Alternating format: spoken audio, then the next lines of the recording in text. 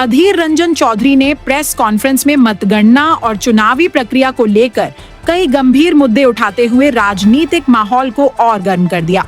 उन्होंने कहा कि सुप्रीम कोर्ट के फैसले के अनुसार केंद्रीय सरकारी कर्मचारियों को मतगणना में कोई बाधा नहीं है, जिससे सत्ताधारी पक्ष की स्थिति पर सवाल खड़े होते हैं। उन्होंने फलता को लेकर दावा किया कि चुनाव आयोग अभूतपूर्व फैसला लेते हुए मतगणना के बाद भी पुनर्मतदान करा सकता है। দেখুন, গণনা কেন্দ্রে যেই থাক, আমরা তো অনেক ভোট করেছি। কাউন্টিং যারা এজেন্ট, তাদের তৎপরতা থাকলে কেউ কিছু করতে পারবে বলে আমি মনে করি না। আর যদি তা হয় তাহলে ভোট ব্যবস্থাটাই বেকার হয়ে যায়। মূল বিষয়টা হচ্ছে কাউন্টিং এজেন্ট হিসেবে যারা থাকবে তাদের তৎপরতা। আমরা ঠগি এই কারণে, আমরা হারি এই কারণে, কারণ আমাদের দলের পক্ষ থেকে যাদেরকে আমরা কাউন্টিং এজেন্ট করেছি, এক ভোটের সময় যখন ইলেকশন হয় তখন তাদেরকে বসতে দেওয়া হয় না তৃণমূলের সন্ত্রাসে।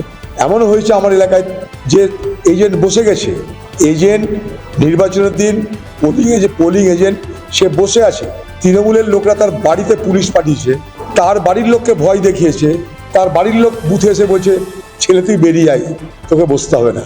তৃণমূলের কাছে তৃণমূলের থেকে বেশি লুটপাট জানে কি আমার জানা নেই। যেখানে তৃণমূল আছে সেখানে তার থেকে বেশি লুটপাট, ছেঁচড়ামি, কারচুপি, লুট আর কে করতে পারে বাংলায় আমার জানা নাই।